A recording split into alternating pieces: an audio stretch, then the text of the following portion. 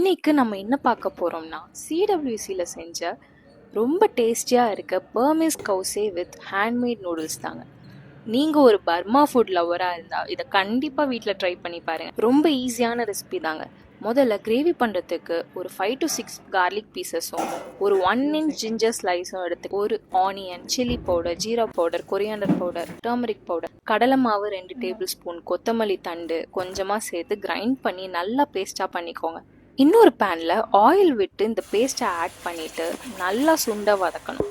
அதோட உப்பு கொஞ்சம் தண்ணியை ஆட் பண்ணிவிட்டு சிக்கன் பீசஸ் இருக்குல்ல அதையும் சேர்த்துக்கோங்க.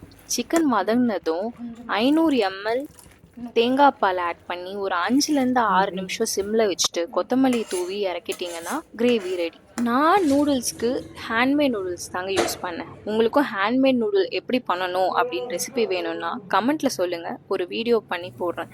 இப்போது நீங்கள் ஸ்பெகட்டி ஆர் நூடுல்ஸ் பாயில் பண்ணி எடுத்து வச்சுக்கோங்க. இப்போது கவுசை ரெடி பண்ணிடுவோமா? பவுலில் நூடுல்ஸ் ஆட் பண்ணிவிட்டு கிரேவியை நல்லா ஊற்றிக்கோங்க. Fried garlic, fried onions, fried and crushed peanuts, கொத்தமல்லி, அப்புறமா சில்லி ஆயில் இதெல்லாம் ஆட் பண்ணிவிட்டு ஆயிலில் ஃப்ரை பண்ணி எடுத்த நூடுல்ஸையும் ஆட் பண்ணிக்கோங்க.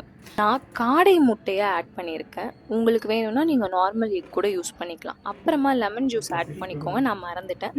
இதெல்லாம் மிக்ஸ் பண்ணி இன்னும் அந்த கிரேவியோட அப்படியே சாப்பிடும்போது அவ்வளோ அடிதூளாக இருக்குங்க. நீங்களும் மறக்காமல் இந்த ரெசிபியை ட்ரை பண்ணி பாருங்கள். இந்த டிஷ் பிடிச்சிருந்தா மறக்காமல் லைக் அண்ட் சப்ஸ்கிரைப் பண்ணிக்கோங்க.